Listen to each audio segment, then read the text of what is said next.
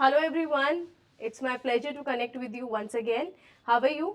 I hope आप सब लोग बहुत अच्छे होंगे, आप सबकी पढ़ाई बहुत अच्छे से चल रही होगी. So welcome to Study Funda and today we will be covering theme third of our paper series. Okay तो थीम थर्ड में हम पढ़ने वाले हैं एजुकेशन के बारे में और आप सबको पता होगा एजुकेशन हमारे लिए वैसे भी इम्पॉर्टेंट है. This is why we all are here.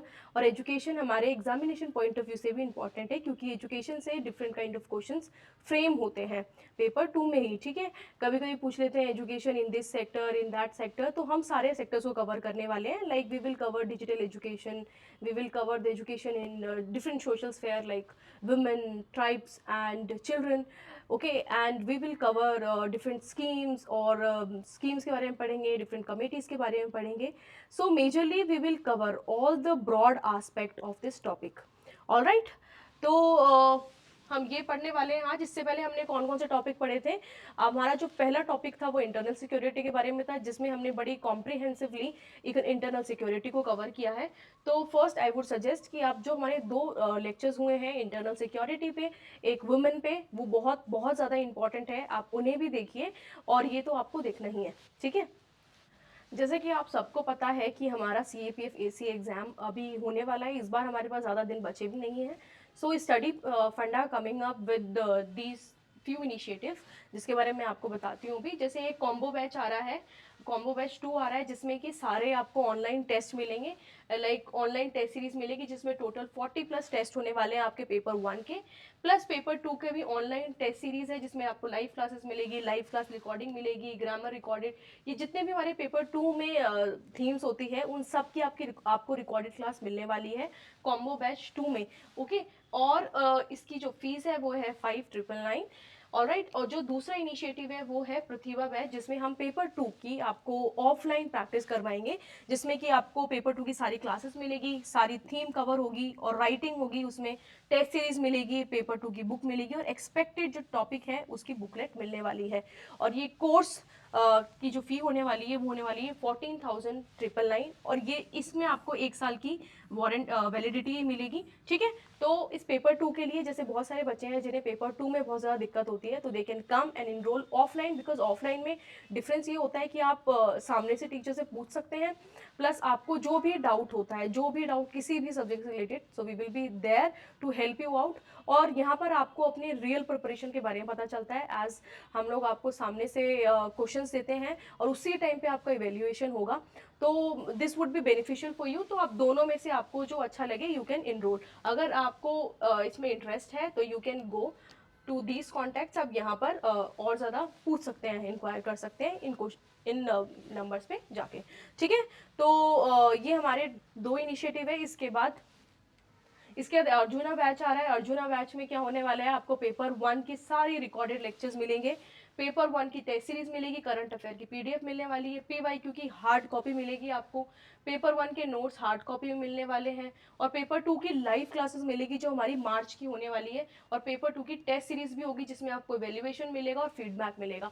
तो ये अर्जुना बैच आ रहा है जिसमें डाउट सेशन होंगे, क्विक इन्फो होगी, जिसमें जो जो डेली करंट अफेयर्स की न्यूज़ आती है तो क्विकली आपको वहाँ पर उसका स्क्रीनशॉट मिलेगा या उसकी डिटेल होगी वो आपको मिलेगी यहाँ से. और ये जो कोर्स है arjuna batch, and this would be of 7,999, तो आप इसे भी इसमें भी इनरोल कर सकते हैं. उसके बाद जैसे हमने लास्ट टाइम बोला था कि कुछ स्टूडेंट हैं जिन लोगों ने अच्छे से प्रिपेयर किया है but still they are not feeling confident, और ऐसे भी है जिन्होंने बिल्कुल भी प्रिपरेशन अपनी स्टार्ट नहीं करी है. तो उनके लिए ये बैच है आर्मर बैच, जो कि 100 डेज के लिए आने वाला है. 100 डेज में आपको ऑफलाइन सारे सब्जेक्ट, जैसे आपके कोर सब्जेक्ट हो गए, ज्योग्राफी, हिस्ट्री, पॉलिटी, सब आपको पढ़ाए जाएंगे. तो ये भी आपके लिए बेनिफिशियल होगा. और ये स्टार्ट होने वाला है 21 फैब से स्टार्ट होगा ऑफलाइन बैच. अगर आपको इन चारों जो हमारे इनिशिएटिव है उनके बारे में अगर आपको और डिटेल चाहिए तो you can go on these contact. आप यहाँ पे कॉन्टैक्ट कर सकते हैं, यहाँ पर आपको जो भी आपका डाउट है वो रिजॉल्व हो जाएगा. Alright, so let's move forward. तो ये कुछ इंपॉर्टेंट कोट्स है, ये इंपॉर्टेंट कोट्स है एजुकेशन के बारे में। तो आप इन्हें जब भी हम अपना आंसर स्टार्ट करते हैं या बीच में भी हम ऐसे लिख रहे हैं, ऐसे में स्पेशली अगर हम ऐसे लिख रहे हैं तो ये कोट्स बहुत ज़्यादा बेनिफिशियल होते हैं हमारे लिए। जैसे education is the key to unlocking the world, it is the passport to freedom. तो इस तरह के कोट जहाँ पर आपको लगे कि ओके इसका सेंस बनता है, इसकी कोई रेलेवेंसी है, तो आप वहाँ पर जाके इसे लिख सकते हैं। ऐसे ही यहाँ पर डिफरेंट काइंड ऑफ कोट्स मैंने डाले हैं, मार्टिन लूथर किंग के हैं, हेलन केलर के हैं, जॉन डेवी के हैं, काफ़ी एनन के हैं। तो these are very good quotes. तो आप इन्हें लिख सकते हैं अपने पेपर में। अगर आप इन्हें अपने एसे में स्टार्ट में डालते हैं या एसे के बीच में डालते हैं या बिल्कुल एंड में डालते हैं, तो that give very good impression to the examiner. Plus ये भी है जो कि हमारे प्रोमिनेंट लीडर्स के हैं, लाइक रविंद्रनाथ टैगोर, स्वामी विवेकानंद, एरिस्टोटल, प्लेटो। ठीक है, तो इनके भी इंपॉर्टेंट कुछ सेइंग्स हैं, वो भी आप लिख सकते हैं। जहाँ पर आपको लगे कि ये रेलेवेंट होगा लिखना, वहाँ पर ही आपको लिखना है, ऐसा नहीं है कि कहीं भी आप इन्हें लिख दो। ठीक है, चलो। सो ओके, तो हमने कोट्स पढ़ लिए। ठीक है, तो कोट्स आप डाल सकते हो अपने आंसर्स में, कहीं भी डाल दो। मतलब आप इंट्रोडक्शन में डाल सकते हो, कंक्लूजन में डाल सकते हो, बॉडी में डाल सकते हो। तो कोट्स वाला हो गया। उसके बाद आप क्या कर सकते हो, आप इंपॉर्टेंट पर्सनालिटीज़ के बारे में आपके आंसर्स में डाल सकते हो, क्योंकि एजुकेशन एक ऐसा टॉपिक है जिससे कि बहुत सारे लोगों की लाइफ चेंज हुई है। उसमें आप एज एग्जाम्पल डालना है तो जैसे हम बी आर अम्बेडकर का हर जगह डालते हैं, एवरीबडी नोज अबाउट इट। तो आप कुछ अलग डाल सकते हो, जैसे आप एपीजे अब्दुल कलाम का डाल सकते हो। वैसे तो इनके बारे में भी लोग डालते हैं। इसके अलावा जैसे हम नेल्सन मंडेला जी के बारे में आप डाल सकते हो, और सावित्री ज्योतिबाई फुले के बारे में आप डाल सकते हो। सो पहले हम इनके बारे में पढ़ लेते हैं। डॉक्टर एपीजे अब्दुल कलाम, जिन्हें पीपल्स प्रेसिडेंट भी कहते हैं, और उनकी जर्नी कहाँ से स्टार्ट हुई थी ना, हो गया एजुकेशन फॉर्म्ड हिज लाइफ, तो उसके बारे में हम पढ़ेंगे। जैसे कि Kalam journey from small village to becoming world renowned scientist and India's 11th president is a testament of his hard work. Okay, उसके बाद sacrifice for schooling, growing up in a poverty stricken family in Rameswaram, Kalam delivered newspaper early in the morning to fund his education. ठीक है, तो आप इस तरह के example आपको डालने हैं कि what sacrifice he has done to gain education. जैसे कि वो बहुत गरीब फैमिली से आते थे, उसके बाद वो अपनी एजुकेशन को पूरा करने के लिए क्या करते थे, न्यूज़पेपर बेचते थे अर्ली मॉर्निंग।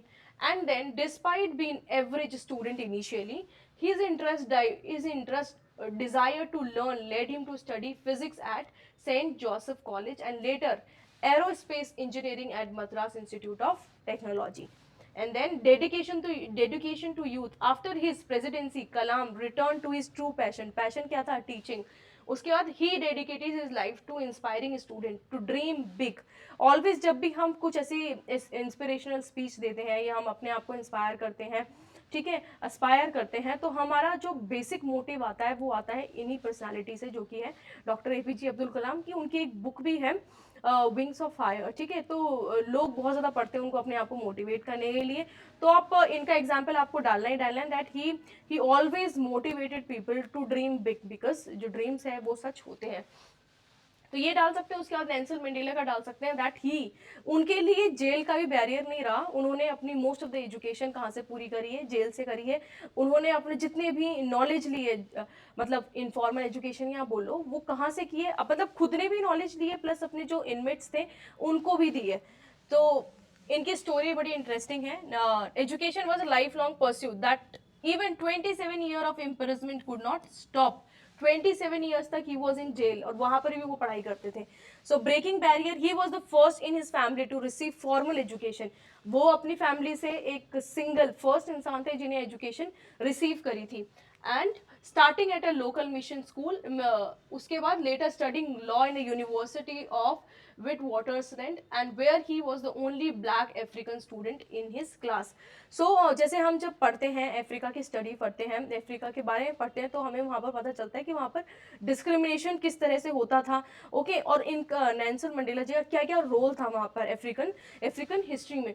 तो हम इनका जो रोल था वो बहुत ज़्यादा प्रोमिनेंट था वहाँ पर।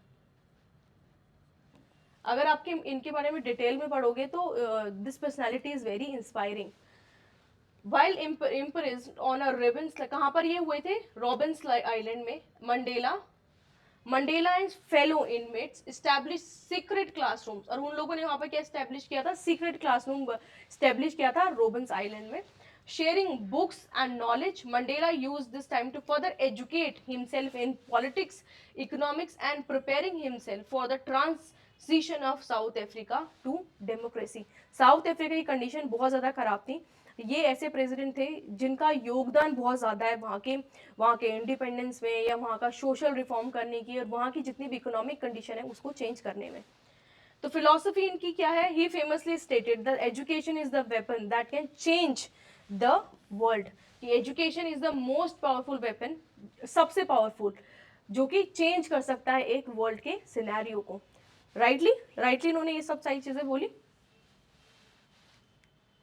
उसके बाद Savitribai Phule, the mother of Indian education, जिनके बारे में हम इतना डिटेल में नहीं पढ़ते, but her contribution is very valuable.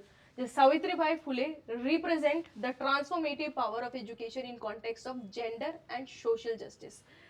First, 1848 में she and her husband Jyotiba Phule opened India's first school for girl child in Pune. ठीक है. उसके बाद शी फेस्ड, जैसे उस टाइम पे क्या था कि इतनी ज़्यादा जो वुमेन एजुकेशन थी इसको इतना प्रमोशन नहीं होता था, इतनी सारी चीज़ें ओपनली नहीं होती थी, but she was the first जिन्होंने गर्ल चाइल्ड के लिए स्कूल खोला. और उस टाइम पे इन्हें बहुत ज़्यादा प्रॉब्लम हुई, मतलब society was not that acceptable, तो इन्हें बहुत ज़्यादा प्रॉब्लम हुई, बहुत ज़्यादा बैकलैश हुआ, बट वो बहुत ज़्यादा डिटरमाइंड रही और उन्होंने कंटिन्यू किया. So, stones and mud while walking to school, and while she persisted in teaching Dalit and marginalized girls. Her effort led the foundation for female education in India, helping to break the chain of caste and gender equality. तो ये बहुत अच्छा example है, जब social equality के बारे में बात आता है या जेंडर इक्वालिटी के बारे में बात आती है, तब आप सावित्रीबाई फुले का एग्जाम्पल डाल सकते हो. ऑलराइट, फिर अब्राहम लिंकन है the self taught president. Abraham Lincoln is self taught president, क्योंकि इनकी स्टोरी हाईलाइट करती है the power of self education in the absence of formal schooling. जब फॉर्मल स्कूलिंग इतनी ज़्यादा नहीं होती थी तो कैसे लोग अपने आप को एजुकेट करते थे, तो ही वॉज द वन जिन्होंने अपने आप को एजुकेट किया. जैसे कि humble beginning, born in one room log cabin to poor family on American frontier, Lincoln had less than 1 year of formal education in his entire life. Very inspiring कि पूरे साल में, पूरे इयर्स में इन्होंने बस 1 साल फॉर्मल एजुकेशन लिया, अदरवाइज वो खुद पढ़े हैं. Encouraged by his stepmother, Lincoln was voracious reader who worked mile to borrow book like a Bible, Aesop Fable, and the biographies of Benjamin Franklin. He taught himself law by reading legal text independently, passed the bar exam without attending university. ठीक है. उसके बाद his self-developed intellect and oratory skill allowed him to guide the United States through the Civil War and abolition of slavery. तो हमने जिन 4 personalities के बारे में पढ़ा, जैसे हमने बी आर अम्बेडकर जी के बारे में पढ़ा, नेल्सन मंडेला के बारे में पढ़ा, सावित्रीबाई फुले जी के बारे में पढ़ा, एंड देन इब्राहिम लिंकन जी के बारे में पढ़ा, तो इन्होंने, इनका जो कंट्रीब्यूशन था अपनी अपनी फील्ड में, अपनी अपनी कंट्री में, वो बहुत ही ज़्यादा वैल्यूबल है. ओके, और दे इतने साल हो गए but still people remember them. ठीक है, तो कुछ तो इन्होंने बहुत अच्छा किया है, इसीलिए तो याद करते हैं. और वो सब कुछ कैसे पॉसिबल हो पाया, बिकॉज ऑफ एजुकेशन. इफ ये एजुकेटेड नहीं होते या इतनी मेहनत नहीं करते तो वो उस पोजीशन पे नहीं होते जहां पर हम उन्हें पढ़ रहे हैं आज. ओके, चलिए, तो एजुकेशन से हम क्या समझते हैं, जैसे हमने 4 स्टोरीज पढ़ी, कोर्स पढ़े, तो एजुकेशन से हम क्या समझते हैं. एजुकेशन क्या है, it's a tool of development, tool of development. Okay, and it is fundamental for social equality. ठीक है, and it is social equality, tool of development and human capital and human values. क्या promote करता है, human capital and human value. Education हमारी equitable हो, accessible हो to everyone, तो क्या होगा, इससे हमारी सस्टेनेबल ग्रोथ होगी, and sustainable growth led to which society, great society. ठीक है, तो education is very powerful tool, जैसे कि नैन्सी मंड्रिया जी ने बोला कि education is very powerful tool. अगर हमें अपनी खुद की कंडीशन बदलनी है, परिवार की कंडीशन बदलनी है, सोसाइटी कंडीशन बदलनी है, तो first we have to empower our self, क्योंकि change start from one, change start from us. तो चेंज हमें खुद से लाना है, उसके बाद चेंज होगी सारी चीज़ें। और चेंज कैसे आएगा, पढ़ने से, खुद को एजुकेट करने से, खुद को नॉलेज में एम्पावर करने से। Okay, so education, education is deeply embedded in a Asian philosophy tradition where vidya was seen not merely as accumulation of knowledge but it's mean for holistic self empowerment. जैसे हम अपने Asian time में देखें, जब mostly हमारे पास जो system था it was informal, but अभी हमारे पास फॉर्मल सिस्टम है। तो फॉर्मल सिस्टम हो चाहे इनफॉर्मल सिस्टम हो, जो नॉलेज है या हमारा एजुकेशन है, education is not merely accumulation of knowledge but it is all about the holistic empowerment of a individual. So यही फोकस रहा है हमेशा से एजुकेशन का। एंड जितनी भी हमारे पास वेल्थ होती है, या हम वेल्थ की डेफिनेशन बोलते हैं, उसमें से the wealth of knowledge is supreme among all the wealth, यही इसमें लिखा हुआ है। उसके बाद अगर हम देखें G20 कंट्रीज हमारी जितनी भी हैं, उसमें से India is one of the country जिसने इंप्रेसिव ग्रोथ अचीव करी है एजुकेशन सेक्टर में, विच इज अराउंड 318%। ओके, जो कि ह्यूज है हमारे एजुकेशन पे सेक्टर में, जिससे हमें पता चलता है कि हमने कितनी प्रोग्रेस करी है हमारे डेवलपमेंट में। जब हम इंडिपेंडेंट हुए थे, जस्ट आफ्टर द इंडिपेंडेंस, हमारी जो लिटरेसी रेट थी इट वाज जस्ट 14%, बट अभी हमारी लिटरेसी रेट बहुत ज़्यादा इंक्रीज हो गई है, इट इज़ अराउंड 70 to 80%। और जितने भी हमारे पहले हमारे जो स्कूल इंस्टीट्यूशंस थे they were very less, but now we have achieved a lot. तो यही यहाँ पर लिखा है कि over the year India strived to nurture and pass on invaluable wealth of knowledge to its youth. Notably India's impressive growth is around 318%. Representation in a global ranking highlight highest growth in among the G20 nation. किससे क्या पता चलता है, India has achieve positive leap in a higher education. At the time of independence 1947 हमारी जो growth थी, या हमारे पास जो इंस्टीट्यूशन थे they were very less, like 17 university हुआ करती थी, 636 कॉलेज हुआ करते थे, और उसमें 2.38 लाख स्टूडेंट थे। बट नाउ लिटरेसी रेट, जो लिटरेसी रेट थी हमारी 14% थी, बट अभी हम देखें तो we have 495 state universities, and जिसमें कि मोर देन 46,000 एफिलिएटेड इंस्टीट्यूशंस हैं just truly play very critical role in our system. उसके बाद अगर हम देखें, university accounts 81% of the total student enrolment ratio which is accessible across India. तो ये डेटा है, आप लिख सकते हो कि how education has shaped India's condition. And then अगर हम देखें 1950 एंड 51 से जो हमारी ग्रोस एजुकेशन या ग्रोस एनरोलमेंट रेशो था, ग्रोस एनरोलमेंट रेशो का मतलब होता है the number of student coming in school.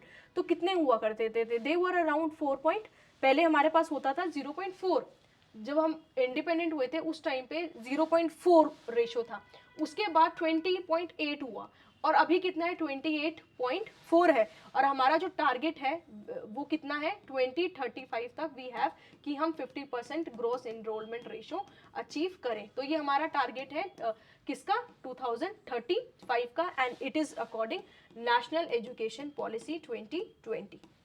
ठीक है, तो ये हमारा ग्रोस एनरोलमेंट रेशो है, कितना है, 28.4% अभी। चलिए, अभी हमारे इकोनॉमिक सर्वे की हम बात करें, अभी रिसेंटली इकोनॉमिक सर्वे हमारा रिलीज हुआ है, जिसमें बोला गया है कि education is the core pillar of a human capital. हमारी जो ह्यूमन कैपिटल है उसका कोर पिलर क्या है, education, and essential for achieving विकसित भारत। जो विकसित भारत का गोल है उसे अचीव करने में education play very important role.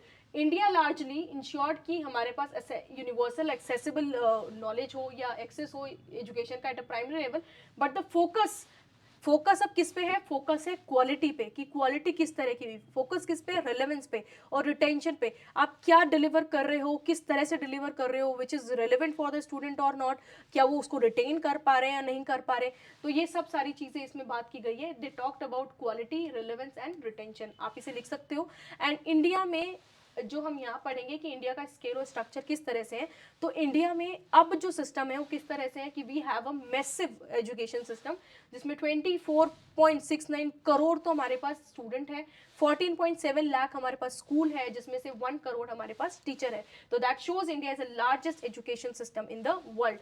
And उसके बाद हम यहाँ देख सकते हैं कि still we have achieved a lot in education sector, but जो गैप है रूरल और अर्बन का अभी भी बहुत ज़्यादा है। जैसे आप देख सकते हो कि रूरल एरिया में we have 17.1% of the rural school offer secondary education, only 17.1% जो है वो ही सेकेंडरी एजुकेशन अलाउ करते हैं या ऑफर करते हैं। बट अर्बन एरिया में देखें तो 38%, ऑल्दो यहाँ पर भी ज़्यादा नहीं है, बट कंपैरेटिवली हम देखें तो यहाँ पर हाई जो सेकेंडरी एजुकेशन है वो ज़्यादा है। तो इंडिया ने अचीव कर लिया near universal enrolment at a primary level, but focus अब क्या होना चाहिए, प्राइमरी लेवल पे तो एनरोलमेंट रेशियो अचीव कर लिया, बट अब क्या होना चाहिए, टारगेट होना चाहिए कि हम कैसे अपनी लर्निंग आउटकम को इम्प्रूव करें, कैसे जो ड्रॉप आउट बचे उनको रिड्यूस करें, और कैसे हमारी सेकेंडरी एजुकेशन को हम बहुत ज़्यादा एक्सपेंड करें, और क्वालिटी और रेलेवेंस कैसे मेंटेन करें हमारी एजुकेशन सिस्टम में। तो नेक्स्ट फेज जो हमारा एजुकेशन का होने वाला है वो ये होने वाला है कि हम उसको कैसे एजुकेशन को ट्रांसलेट करें इन अ रियल लर्निंग और एम्पावर और एम्प्लॉयबल स्किल। अभी क्या होता है कि yes we teach student, but क्या उसका रेलेवेंस है या क्या नहीं है, because according to the job वो स्किल सेट मैच ही नहीं करता। तो स्किल सेट को मैच करने के लिए क्या होना चाहिए, उस तरह की क्वालिटी होनी चाहिए, जो आप पढ़ा रहे हो उसका रेलेवेंस होना चाहिए, बच्चे को पता होना चाहिए कि वो चीज़ जो वो पढ़ रहा है उसके आगे जाके किस तरह से काम आएगी, किस तरह से काम नहीं आएगी, डायरेक्शन होनी चाहिए, वो क्रिटिकल थिंकिंग होनी चाहिए उनके पास, वो कॉग्निटिव एबिलिटी होनी चाहिए कि वो उस तरह से सोचे समझे। और वो कब आएगी, जब हम अपनी एजुकेशन सिस्टम को और ज़्यादा क्वालिटी बेस्ड बनाएंगे, ना कि ग्रेडिंग बेस्ड, नंबर बेस्ड। उसके बाद बजट में हम देखें तो आप कंपेयर कर सकते हो कि हमारे एजुकेशन सेक्टर का बजट किस तरह से रहा है। हमारे एजुकेशन सेक्टर का और हेल्थ सेक्टर का बजट बहुत ज़्यादा कम रहा है कंपैरेटिवली अदर सेक्टर, जैसे रूरल डेवलपमेंट का हो गया, डिफेंस का बहुत ज़्यादा बजट गया है, स्पेस एंड टेक्नोलॉजी में गया है, स्पेस वाले सेक्टर में गया है, बट एजुकेशन में कितना है 1.3 लाख करोड़, और हेल्थ में तो उससे भी कम है 1.06 करोड़। सो अभी हमारा ऑल्दो इंक्रीज हुआ है, मतलब यूनियन बजट में Indian government allocated this ministry of education marking 8.27 increase over the previous year. और अभी का जो टारगेट है वो है कि युवा शक्ति है, युवा शक्ति मतलब youth power with sharp focus किस पे है, एम्प्लॉयबिलिटी पे, आर्टिफिशियल इंटेलिजेंस में, bridging the gap between education and industry, right. And despite the record education में अभी हम देखें, जैसे कि हमारा नेशनल एजुकेशन पॉलिसी का टारगेट है कि हमारे 6% of the GDP should spend on education, but हम कितना स्पेंड कर रहे हैं, ओनली 0.5%, 0.37%, हम 0.35% हम अपना जीडीपी पे स्पेंड कर रहे हैं, विच इज़ वेरी लेस। 6% तो बहुत कम है ना, 0.37%।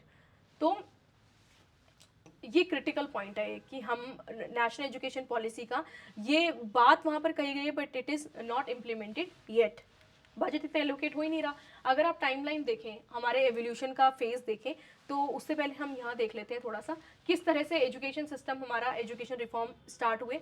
First time in 1813 was the time जब सबसे पहले हमें फंड एलोकेट हुए थे हमारी एजुकेशन को सुधारने के लिए। उसके बाद फंड एलोकेशन के बाद 1835 में आया मकौले मिनट, जिसमें इंग्लिश एजुकेशन प्रमोट करने की बात की गई, ठीक है। एंड देन वी फिर उसके बाद आया वुड डेस्पैच। वुड डेस्पैच को कहा जाता है Magna Carta of our English education, जिसमें कि मॉडर्न एजुकेशन को इंट्रोड्यूस करने की बात की गई, और ये रिकमेंडेशन किसने दी थी, और कोलकाता ने दी थी, बंगाल और मद्रास ने दी थी। उसके बाद 1884 में आया, 1882 में आया क्या पर हंटर कमीशन आया which talked about the primary education, और सेकेंडरी की बात किसने की थी, सैंडलर कमीशन ने, वो आया था 1917 में, ठीक है। उसके बाद हम वर्धा कमीशन के बारे में बात कर सकते हैं। वर्धा कमीशन आया 1937 में, जिसमें नई तालीम के बारे में बात की गई, और किसने इंट्रोड्यूस किया था, महात्मा गांधी जी ने इंट्रोड्यूस किया था। फिर सर्जन प्लान आया 1944 में, जिसमें कि ब्लूप्रिंट बताया गया कि पोस्ट इंडिपेंडेंस की हमारी एजुकेशन किस तरह से होनी चाहिए, ठीक है। और अगर आप एवोल्यूशन देखें तो यहाँ से हमारा स्टार्ट हुआ सब 1940 48 और 49 में तो राधा कृष्ण कमेटी आई, उसके बाद 56 में यूनिवर्सल ग्रांट कमीशन आया, फिर यहाँ से कोठारी कमीशन आया, कोठारी कमीशन के बाद में नेशनल एजुकेशन पॉलिसी आई, first time national education policy आई, और वो किसके टाइम पे आई थी, इंदिरा गांधी जी के टाइम पे आई थी, जिसमें कि कुछ रिकमेंडेशन थी रिगार्डिंग एजुकेशन में क्या क्या चेंज आने चाहिए। जस्ट आफ्टर दैट 1986 में आया राजीव गांधी का टाइम, उस टाइम पे second time national education policy आई, एंड उसमें adult education, empowerment of minorities के बारे में बात की गई। देन उसके बाद पोस्ट लिबरलाइजेशन, जब हमारे एलपीजी रिफॉर्म हुए तो उस टाइम पे नरसिम्हा जी की सरकार थी, and he talked about adding a common entrance examination for professional and technical programmes. And उसके बाद आए हमारे 2005 में जब मनमोहन सिंह जी की सरकार थी, and he talked about the common minimum programme. 2016 में नरेंद्र मोदी जी ने कुछ चेंजेस लाए, जिसमें जेंडर डिस्क्रिमिनेशन और एजुकेशन ट्रिब्यूनल्स बनाए गए, करिकुलम बनाया गया साइंस, मैथमेटिक्स और इंग्लिश के लिए। फिर 2017 में अगेन नरेंद्र मोदी जी ने कुछ प्लान सिलेबस में चेंज करे, कुछ और न्यू पॉलिसी इंट्रोड्यूस करी। तो अभी हमारे पास जो सिस्टम है, we have a NEP which is national education policy 2020।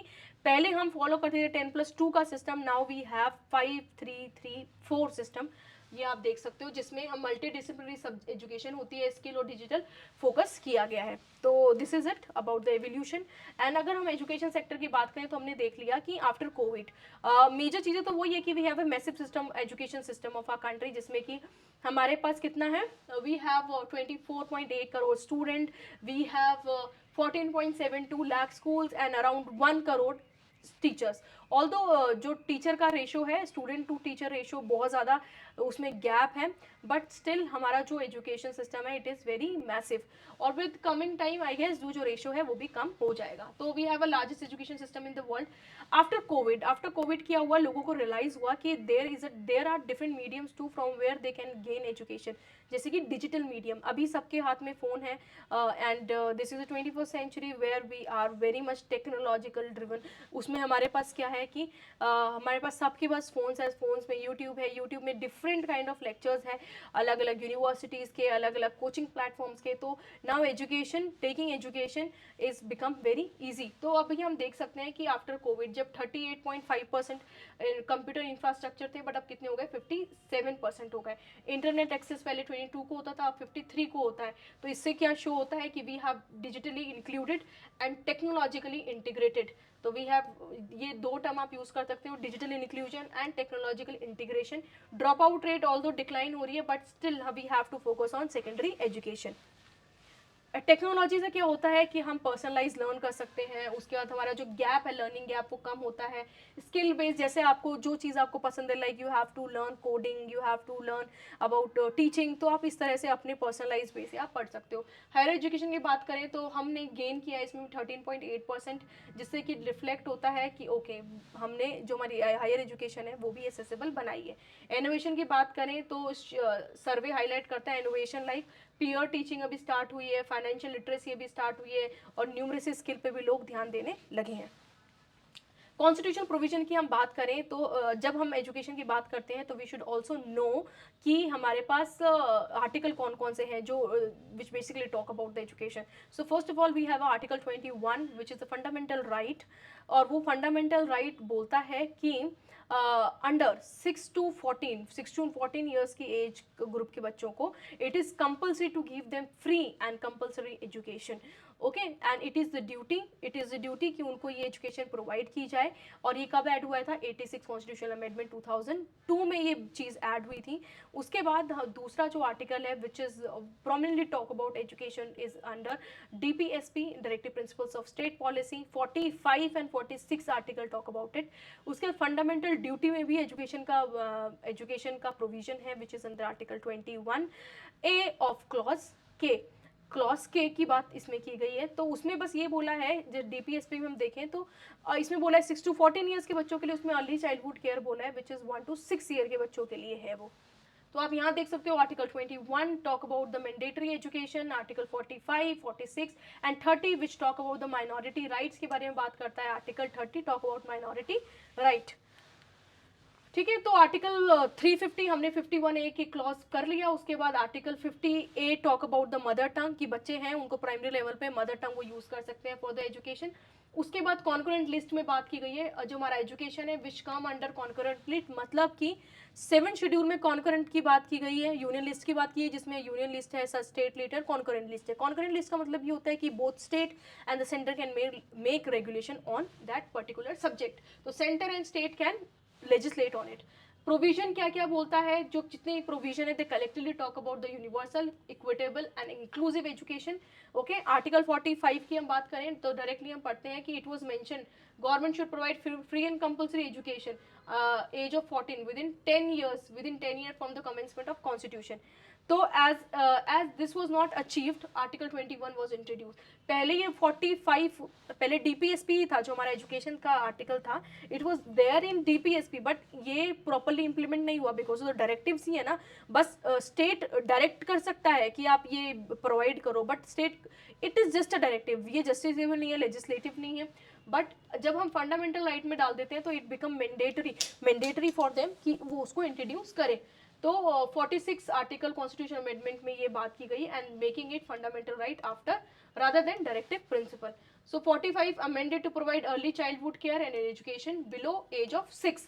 To implement 21A, government legislated RTE Act under the सर्व शिक्षा अभियान के तहत इसको किया गया। फिर उसके बाद सर्व शिक्षा अभियान का क्या मतलब था कि universalization of education in a time bound manner. और सर्व शिक्षा अभियान ऑपरेशनलाइज्ड हुआ कब से, 2000 से 2001 में। It's root back to 1993-94 when the district primary education was launched, however under RTE got legal backing. पहले सर्व शिक्षा अभियान को लीगल बैकिंग नहीं थी, but after 86 constitution amendment act 2002 Sarva Shiksha Abhiyan got legal backing, so now it mandatory for the state to implement this subject. तो education अगर हम different sector में देखें, हम डिफरेंट सेक्टर में देखेंगे कि चिल्ड्रंस में किस तरह की एजुकेशन है, वुमेन में, ट्राइब्स में। तो सबसे पहले हम फटाफट से स्टार्ट करते हैं। Children education refers to formal informal learning early childhood में। तो फिजिकल डेवलपमेंट होता है, जैसे कि स्टार्टिंग में क्या होता है, गाँव लेवल पे आंगनबाड़ीज होती है, हम अर्बन एरियाज में होते हैं, वहाँ पर प्ले स्कूल्स होते हैं। उससे क्या होता है कि उनका फिजिकल डेवलपमेंट होता है और कॉग्निटिव और इमोशनल ग्रोथ होती है, मॉरल सोशल वैल्यूज उनमें आती है, स्किल डेवलपमेंट होता है। Education fundamental right of the constitution. Legal हम देखें तो वही हमने जो पढ़ा है इस तरह का है कि इंट्रोड्यूस, ये हमारा स्ट्रक्चर क्या है, 5 3+3+4 का है। फोकस किस पे किया है, अर्ली चाइल्डहुड केयर और एजुकेशन पे। Emphasise on the foundation literacy and numeracy. उसके बाद हम स्टेटस देखें तो हमने ये पढ़ लिया कि ड्रॉप आउट रेट किस तरह से है और बच्चों में इंपॉर्टेंस क्या है एजुकेशन की, जिससे क्या होता है, पॉवर्टी डिक्रीज होती है, जेंडर इक्वालिटी प्रमोट होती है, स्किल्ड वर्कफोर्स इंक्रीज होगी, स्ट्रेंथन होगी democracy, empowerment of health and social outcome.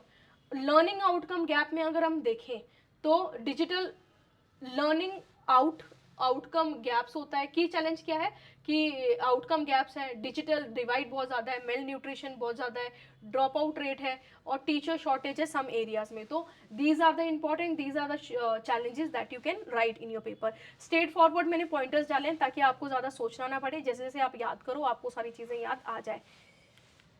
हम अब ये रिपोर्ट है which is very very important, असर रिपोर्ट है जो एक फाउंडेशन रिलीज करता है इसको, विच बेसिकली हाईलाइट कि जो हमारे प्राइमरी स्कूल्स है उसमें बच्चों का उनकी मैथमेटिक्स कैसी है, उनको पढ़ना आता है, मतलब रीडिंग और न्यूमरेसी स्किल उनकी देखी जाती है इस प्रोग्राम में। असर रिपोर्ट को हम क्या बोलते हैं, it is a annual status of education report, जिसे हम असर रिपोर्ट कहते हैं। और ये अभी मोस्ट रीसेंट कॉम्प्रिहेंसिव रिलीज अभी 2024 में हुआ था, उसके बाद नहीं हुआ। और ये कौन करता है, प्रथम एजुकेशन फाउंडेशन करता है इसको। एंड रिपोर्ट फोकस किस पे करता है, फाउंडेशन लिटरेसी और न्यूमरेसी पे।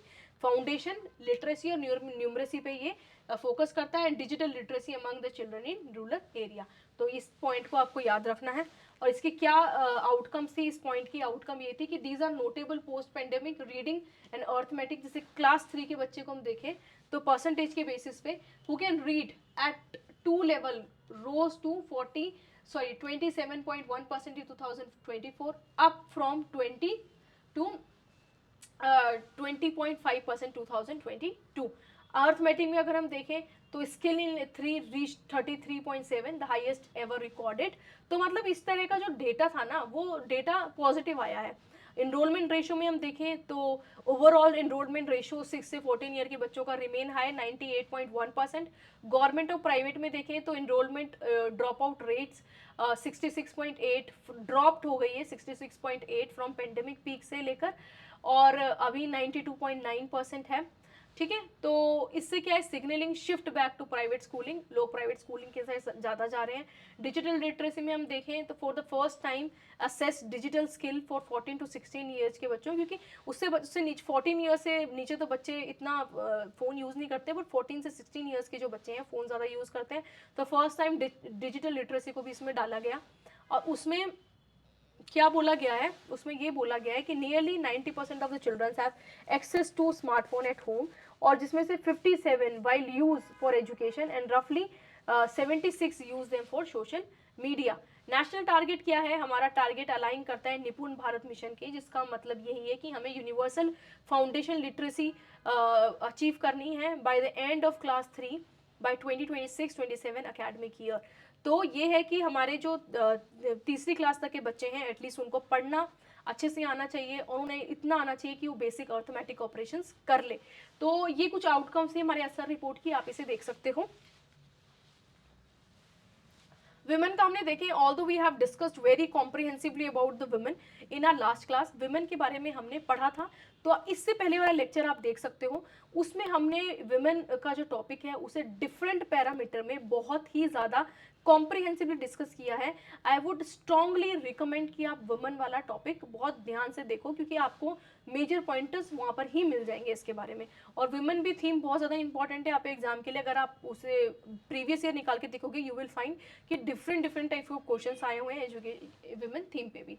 तो वुमेन इन एजुकेशन रेफर करती है कि हमें जो एक्सेस ऑफ गर्ल्स का है एजुकेशन में कितना है, पार्टिसिपेशन क्या है टीचर्स और लीडर का, इनरोलमेंट क्या है उनका, एम्पावरमेंट थ्रू द एजुकेशन, उसके बाद एजुकेशन मोस्ट पावरफुल वेपन जिससे कि वुमेन एम्पावर हो सकती है और जेंडर इक्वालिटी बढ़ सकती है। कॉन्स्टिट्यूशन में बात करें तो article 14, 15 clause 3 provision for women very important, ये आप स्पेशली याद रखना।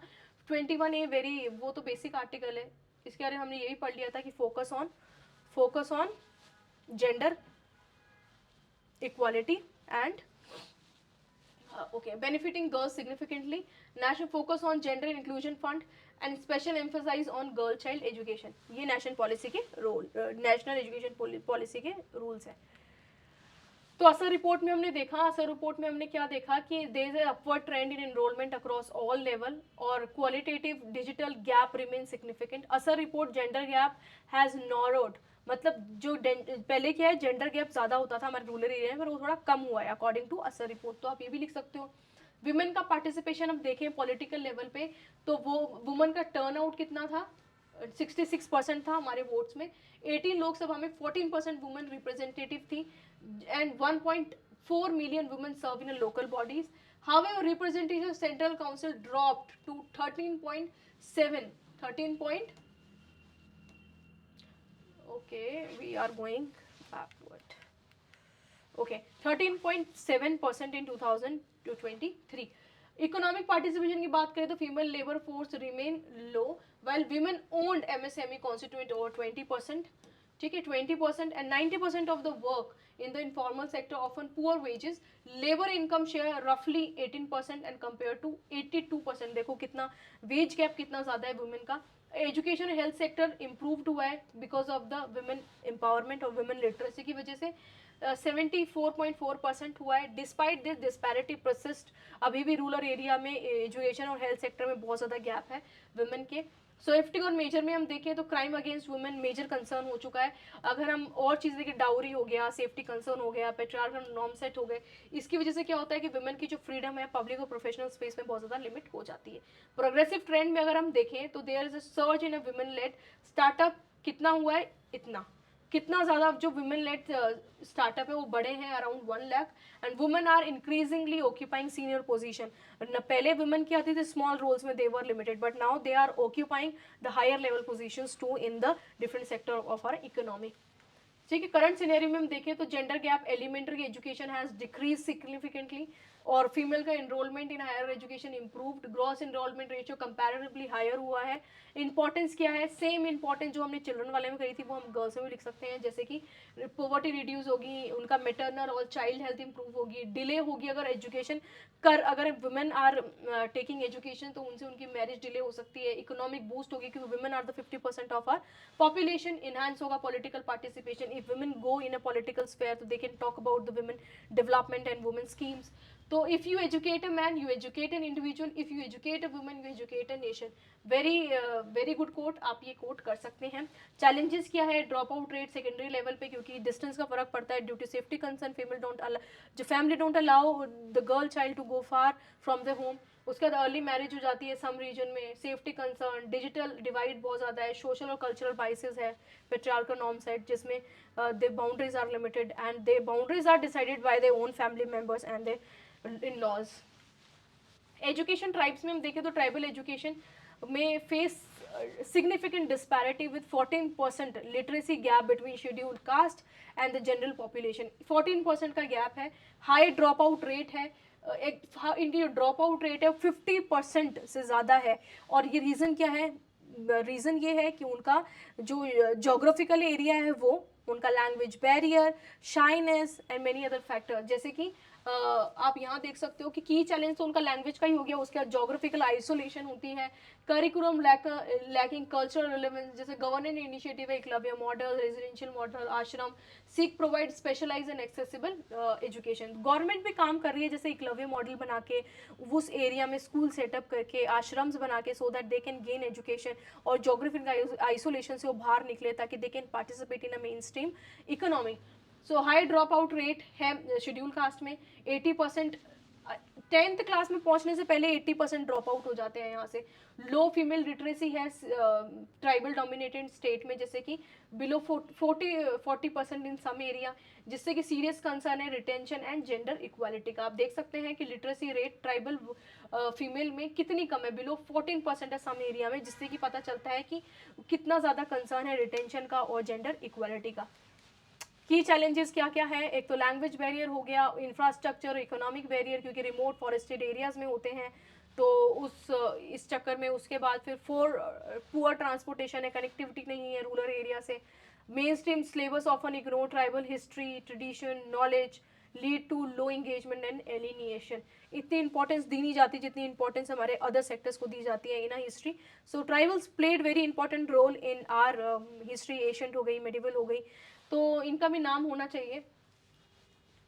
एजुकेशन अपॉर्चुनिटीज़ में हम देखें तो मोटा means ministry of tribal affairs ने बहुत ज़्यादा एक मतलब through a range of residential school programme, financial aid scheme designed to bridge the gap, मतलब ट्राइबल जो मिनिस्ट्री है उन्होंने भी काम किया है ताकि जो गैप है हमारा ट्राइबल्स का और जो मेन स्ट्रीम सोसाइटी है उनका गैप का जो गैप है वो कम हो सके।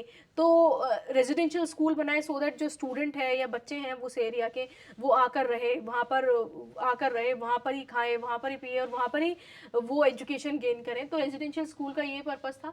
उसके बाद एकलव्य मॉडल रेजिडेंशियल स्कूल जिसमें क्वालिटी एजुकेशन दी जाएगी मिडिल और हायर एजुकेशन के लिए, जैसे 6 से लेकर कहाँ तक 12 तक, in remote area to help ST student access professional course and empowerment.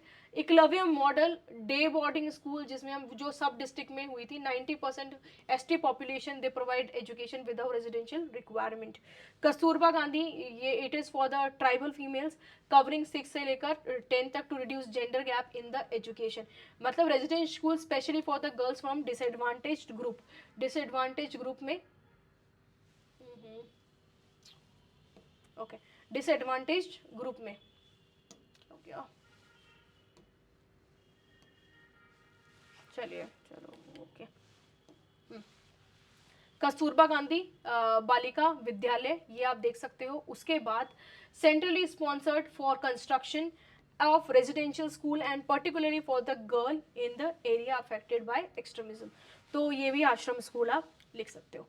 अभी कुछ स्कीम्स है which are related for the tribal education, जैसे धरती आबा जनजातीय प्रोग्राम, उत्कर्ष अभियान, ये लिख सकते हो। और उसके बाद ये कुछ स्कीम्स हैं जो आप लिख सकते हो, आदिवासी शिक्षा ऋण योजना, पीएम जनमन योजना, support to tribal research institute, तो these are few initiative that you can right.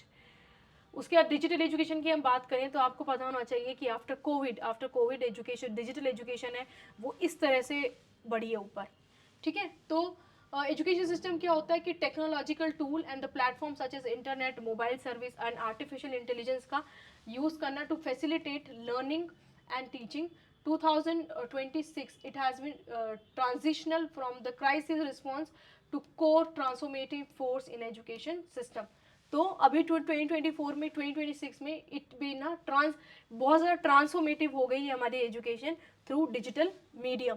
Growth कितनी हुई है आप देख सकते हो कि स्कूल विद कंप्यूटर, जो स्कूल्स हैं उनमें कंप्यूटर सिग्निफिकेंटली इंक्रीज हुए हैं, इंटरनेट कनेक्टिविटी इंक्रीज हुई है, एक्सपेंशन हुआ है ऑनलाइन लर्निंग का। ओके, जैसे कि e education India shifted from pandemic driven to structural component of a national learning framework. 2024-26 data set highlight rapid growth in market value alongside critical infrastructure strike in school। आप market देख सकते हो कितना, जो हमारा education का market है वो कितना 7.5 बिलियन डॉलर का मार्केट है, which is equal to 63 crore का। प्रोजेक्टेड कितनी growth, 29 to 30 billion growth. Student enrolment में देखें 9.5 million student currently are enrolled in a format digital learning which increase of 45 increase from previous year. Internet penetration की हम बात करें तो 886 मिलियन एक्टिव इंटरनेट यूजर हैं, जिसमें 55% रूरल एरियाज के हैं। इमर्जेंट लर्निंग प्लेटफॉर्म की बात, YouTube is the largest informal learning hub, जिसमें daily views on education content particularly from tier 2 और 3 चीज कितने में जाते हैं, मिलियंस में व्यूज जाते हैं। डिजिटल इंफ्रास्ट्रक्चर जैसे कि इंटरनेट कनेक्टिविटी 63.5% है, और नाउ इंटरनेट एक्सेस जंप हो गया है कितना, 53 से लेकर 9, पहले कहाँ 53.9% 2024 में था, अभी कितना है 63.5%। और अभी we have a functional computer around 64.7% in the school. Digital India programme के बाद अगर हम स्मार्ट क्लासरूम की बात करें तो digital India programme in Orissa implemented smart classroom in over 500 rural schools helping reduce impact of teacher shortage by 30%। अब आप देख सकते हो कि कभी कभी रिमोट एरियाज में टीचर पहुंच नहीं पाते, but they can teach the rural area student from far of places, मतलब घर पे बैठे बैठे दे पढ़ा सकते हैं ना उन दूर बच्चे हैं उनको। तो इससे जो स्मार्ट क्लासरूम वाला प्रोग्राम है उड़ीसा का, उससे 30% वहाँ जो इम्पैक्ट है टीचर का वो कम हुआ है, क्योंकि they are teaching them online. तो ऑनलाइन पढ़ाने के बाद वहाँ की जो एरिया है उसका स्मार्ट क्लासरूम की वजह से इंक्रीज हुई है वहाँ पर असेसिबिलिटी। क्रिटिकल चैलेंज क्या है अभी वही रूरल अर्बन डिवाइड का, कि 98% दो urban school are internet density रफली and 70% rural population still lack individual internet access.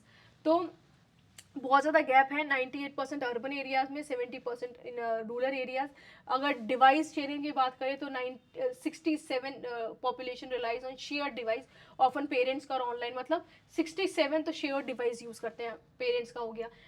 Learning despite digital tool, जैसे हम असर की बात करें, that only 23.4% class 3 student in government school can read and class 2 level text, highlight a persistent gap between access and actual learning outcome। असर report में हम देख सकते हैं कि जो बच्चे थर्ड क्लास की किताब उनको पढ़नी चाहिए वो मोस्टली सेकंड की क्लास की किताब पढ़ पा रहे हैं।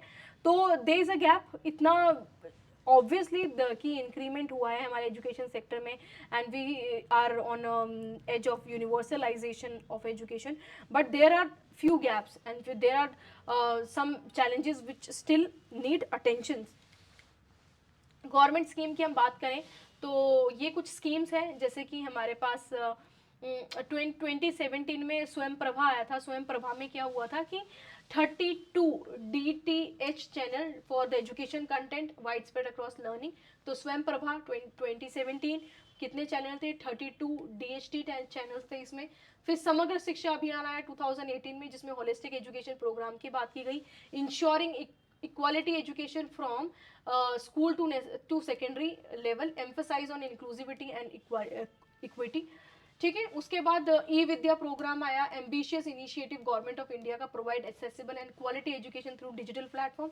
फिर निपुण भारत आया, वो हमारे Nipun Bharat is a programme to booster foundation education, जिसमें प्रायोरिटाइज की गई literacy and numeracy skill for the children, for the student. फिर 2022 में आया PM Shri, which talked about प्रधानमंत्री school for rising India, aim to enhance education quality national wide, providing accessible high quality schooling to empower youth for the Indian progress. तो आप ये लिख सकते हैं।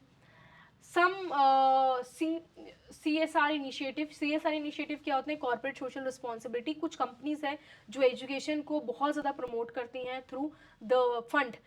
अभी हम देखते हैं CSR is not a charity, CSR is a legal right of, legal right होता है उनका कि वो, और लीगल ऑब्लिगेशन होती है कंपनीज की, that they have to spend 2% of the profit in the social sector. तो education is one of them, जिसमें सिप्ला करती हैं, हिंदुस्तान जिंक करती हैं, Reliance and Relaxo. Okay, so these are some new initiative by the government of India. New initiative में क्या है?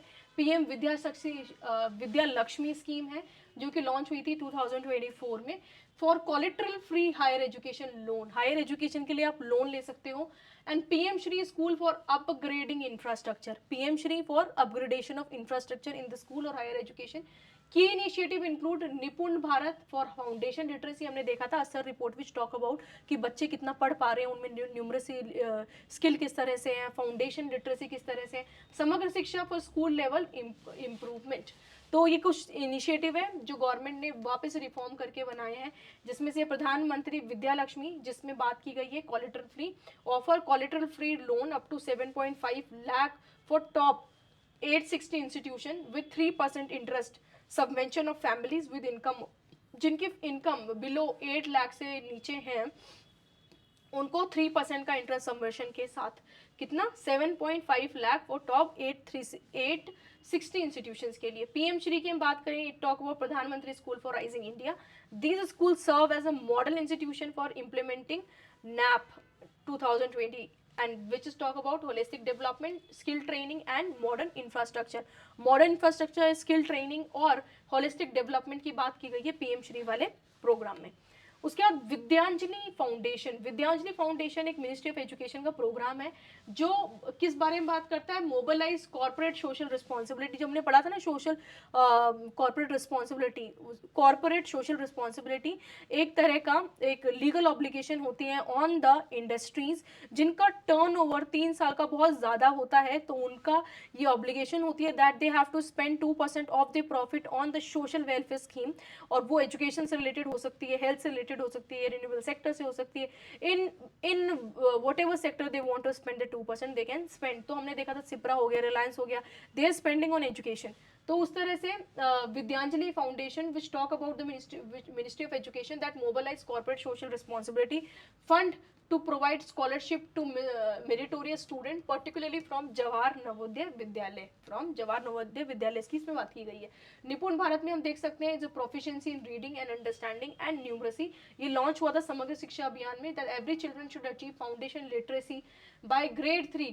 Grade 3 तक उनको ये पढ़ना आ जाना चाहिए, उनको पढ़ना और लिखना आना चाहिए ग्रेड 3 तक। 2026-2027 का ये टारगेट है। समग्र शिक्षा अभियान 2.0 इंटीग्रेटेड ऑनगोइंग स्कीम है जो फोकस करता है इंक्लूसिव और इक्विटेबल इक्वालिटी एजुकेशन पे, प्री स्कूल से लेकर सीनियर सेकेंडरी तक, win increase grant of digital board and smart school and library enhancement की बात की गई है इसमें। और दिल्ली एजुकेशन असिस्टेंट जो 2026 की हम बात करें तो न्यू इनिशिएटिव लॉन्च हुआ है कंस्ट्रक्शन वर्कर्स चिल्ड्रन के लिए, जो ऑफर करेगा उनको फाइनेंशियल एड 500 से लेकर 10,000 तक for the studies class up to professional course medical और इंजीनियरिंग का। तो दिल्ली एजुकेशन असिस्टेंस ये भी स्टार्ट हुआ है, जिसमें कि बच्चों को पैसे दिए जाएंगे मंथली बेसिस पे, लेबर जो लेबर क्लास होते हैं उनके बच्चों को। की अगर हम देखें की एप्लीकेशन क्या है एआई की, तो की एप्लीकेशन ये है कि एक तो पर्सनलाइज्ड लर्निंग पाथ है, ये इंटेलिजेंट ट्यूटरिंग सिस्टम होता है, इसमें एडमिनिस्ट्रेटिव ऑटोमेशन होता है, जिसमें teacher can save time on grading lesson plans and creating content, enhance accessibility, AI translate करता है text to speech, image to speech to student with disabilities. With data analytics की बात करें तो AI identify learning gap aligning targeted intervention for struggling student. तो ये हो गया हमारा। उसके बाद डिजिटल हाइब्रिड लर्निंग एक्सपेंशन में हम झारखंड का मॉडल देख सकते हैं, विच integrated LMS delivering live online college classes to counter faculty shortage, improve access quality across the institution। ये ऑनलाइन क्लासेस स्टार्ट हुई है, कहाँ पर हुई है? ये झारखंड में, जहाँ पर जो कॉलेज गोइंग स्टूडेंट है उनको भी जो टीचर है मतलब अच्छे प्रोफेसर से वो पढ़ सकते हैं थ्रू ऑनलाइन मीडियम। तो ये डिजिटल और हाइब्रिड लर्निंग एक्सपेंशन हुआ है कहाँ पर? झारखंड में। AI पावर्ड हम ग्रेडिंग प्लेटफॉर्म की बात करें तो डीप ग्रेड हो गया, are been ruled out in 3000 Indian schools universities, marking a major step on AI led education transformation। तो ये एग्जांपल आप लिख सकते हो। इंटरनेशनल एरेना में हम देखें तो ऑस्ट्रेलिया यूके की यूनिवर्सिटीज को अप्रूवल मिला है for open campus in India, boosting global collaboration. अभी ऑस्ट्रेलियन जो कंट्री है वो यहाँ पर आके खोल सकती हैं क्या? कॉलेज खोल सकती है, यूके वाले कॉलेज खोल सकते हैं, जिससे क्या होगा? हमारा जो इंडियन एजुकेशनल सिस्टम है वो भी स्टैंडर्डाइज होगा। कंटिन्यू रोल आउट हम देखें, फ्यू फीचर्स है जैसे कि including stronger integration, skill based learning, competency assessment and board class reform such as biannual and internship for 11 and 12। तो कंटिन्यूड रोल आउट मतलब ये कुछ न्यू फीचर है जो इसमें बात की गई है, but still the implementation not happened yet. तो दीज आर द थिंग्स जो आप लिख सकते हो कि ऑस्ट्रेलिया जो फॉरेन यूनिवर्सिटीज़ अगर इंडिया में आएगी तो उस एजुकेशन का सिस्टम किस तरह से बनेगा और क्या होने वाला है आगे। चैलेंजेस क्या है हमारे एजुकेशन सेक्टर को? तो हम चैलेंजेस में जैसे हमने और भी पढ़े थे पहले कि सबसे ज़्यादा डिजिटल गैप है, लर्निंग गैप बहुत ज़्यादा है हमारी कंट्री में। जैसे स्ट्रक्चर और क्वालिटी चैलेंजेस की हम बात करें तो डिस्पाइट यूनिवर्सल इनरोलमेंट, इंडिया का एजुकेशन डीप स्ट्रक्चर और क्वालिटी रिलेटेड चैलेंज फेस करता है, जो फोकस करते हैं किस पे? Access to learning outcome, retention, employability and equity. इन चीज़ों पे हमने इस क्लास के स्टार्टिंग में पढ़ा था that we have to focus on 3 theme. Quality में हमें बात करनी है, उसके बाद रिलेवेंस क्या है जो हम पढ़ा रहे हैं उसका, उसके बाद रिटेंशन, जो हम पढ़ा रहे हैं वो घुस भी रहा है दिमाग में या नहीं जा रहा, तो ये भी मैटर करता है। लर्निंग गैप में हम देखें तो access and outcome, around 25% of the student struggle with basic reading skill. 25 student basic reading skill उनको नहीं आती। Over 50% of grade 5 student can not solve basic mathematics problem, major problem. तो ये क्या इंडिकेट करता है कि जो हमारी फाउंडेशन लर्निंग है, जो हमारी बेसिक लर्निंग है, उसी में फॉल्ट है। तो सबसे पहले तो जो स्कूल है उसमें स्कूल वाली लर्निंग को इतना अच्छा बनाना है कि बच्चों को क्लास 3rd तक सारी चीज़ें पढ़नी और लिखनी आ जाए। तो आपको ये चीज़ भी याद रखनी है। सॉरी, पोस्ट पेंडेमिक में हम देखें तो पोस्ट पेंडेमिक टाइम में जो सोशल इक्वालिटी थी, इनइक्वालिटीज थी, वो बहुत ज़्यादा बड़ी है उस टाइम पे। स्टूडेंट फ्रॉम जो इकोनॉमिकली वीकर सेक्शन से आते हैं उनके पास डिजिटल एक्सेस नहीं था तो वो पढ़ नहीं पाए इतना। उसके बाद तो उससे क्या हुआ कि leading to deeper learning gap. तो कोविड के टाइम पे ये अच्छी बात तो ये थी कि ओके उस टाइम पे ऑनलाइन जो प्लेटफॉर्म है वो बहुत ज़्यादा इंक्रीज हुए, ऑनलाइन लर्निंग प्रमोट हुई, बट उससे बैकग्राउंड की स्टोरी देखें तो जो रूरल एरिया है वहाँ के जो बच्चे हैं उनको लर्निंग गैप बहुत ज़्यादा फेस करना पड़ा उस इशू की वजह से। Younger cohort remain particularly affected, तो पर्टिकुलरली वो एरिया अफेक्टेड रहा है। अक्यूट टीचर शॉर्टेज जैसे हमने देखा कि हमारे पास 24 crore student in our country, उनके और टीचर कितने हैं? 1 करोड़ टीचर है। तो बहुत अक्यूट शॉर्टेज है हमारे पास टीचर्स की। Over 10 lakh teacher vacancies are there in India, thousands of faculty posts vacant in central universities, single teacher, over 1 lakh government school function with single teacher और affect 33 lakh student। Capability mismatch देखें तो limited training है उनकी AI में, edtech में और digital pedagogy में। Growing gap between tech savvy student, under trained educator है बिकॉज वो मैच नहीं हो रहा ना, स्किल सेट मैच नहीं हो रहा। Teacher quality and quantity both remain serious issue. Teacher की क्वालिटी, जो टीचर है हमारे पास उनकी क्वांटिटी जितनी है उतनी तो है ही, बट उनकी क्वालिटी भी उतनी अच्छी नहीं है। तो this is the main issue that both quality and quantity is the issue in teacher problem. तो ये आप देख सकते हो। उसके बाद हायर एजुकेशन में हम देखें तो स्किल मिस मैच है कि टोटल इनरोलमेंट इतना है स्टूडेंट का, पर किसको ओनली 42% और 54% हमारे पास एम्प्लॉयमेंट रेट है। Degree over supply, 36 emergency graduate होते हैं जो कि अनप्लेस्ड है, 50% MBA ग्रेजुएट जो अनप्लेस्ड है, जिससे क्या पता चलता है कि हमारे पास जो इंडस्ट्री है लैकिंग इंडस्ट्री इंटीग्रेशन, लोगों को जॉब नहीं मिल रही, स्किल सेट मैच नहीं हो रहा तो जॉब कैसे मिलेगी। उतना उतना नॉलेज उनके पास नहीं है, इतना स्किल बेस उनके पास नहीं है, तो this is the major problem. Weak research ecosystem, limited industry academic collaboration नहीं हो पाता, बहुत ज़्यादा रिसर्च और डेवलपमेंट में फंड इतना ज़्यादा नहीं है, दिक्कत होती है उससे। अंडर इन्वेस्टमेंट इन इनोवेटिव सेक्टर, अंडर इन्वेस्टमेंट है, अपने एजुकेशन की फील्ड में देखा कितना कम बजट एलोकेट हुआ है हमें, तो इसी से हम अंदाज़ा लगा सकते हैं दैट कितनी ज़्यादा हैवी प्रॉब्लम में हम लोग हैं। सो दैट्स ऑल, हमारा जो एजुकेशन का चैप्टर है, ये एजुकेशन का जो थीम है वो कम्प्लीटली हमने कवर कर लिया। अगर इससे रिलेटेड कोई भी क्वेश्चन आता है आपके, किसी भी तरह का आता है, आई होप आप लिख पाओगे, क्योंकि हमने डिजिटल लिटरेसी के बारे में पढ़ लिया, हमने education in women sector, children sector and tribes के बारे में हमने पढ़ लिया, ऑल्दो एंड हमने कवर कर लिया, इकोनॉमिक सर्वे हमने कवर किया है, बजट हमने कवर किया है, तो हमने करंट भी इसमें डाल दिया पूरा, और जितना भी हमारा करंट सिनेरियो है फॉर एजुकेशन वो भी हमने इसमें डाल दिया, तो आपको कहीं से कुछ पढ़ने की ज़रूरत नहीं है, ये वेल रिसर्च्ड है, और बहुत जो हमारी रिलेवेंट साइट्स है और क्रेडिबल साइट है, हमने वहाँ से ये डेटा लिया है, तो आप इसमें कम्प्लीटली रिलाई कर सकते हो एंड ट्रस्ट कर सकते हो that this is very good material for you. आप इससे पढ़ो, और जिसने पुराने लेक्चर्स नहीं देखे वो भी देखो, and kindly give me true feedback अगर आप यहाँ तक देखते हो तो। और ये हमने जो शुरू में बताया था कि कॉम्बो बैच स्टार्ट हो रहा है पेपर 1 पेपर 2 के लिए ऑनलाइन बेसिस पे, जहाँ पर आप अपने पेपर 1 और पेपर 2 की कंप्लीट तैयारी कर सकते हो।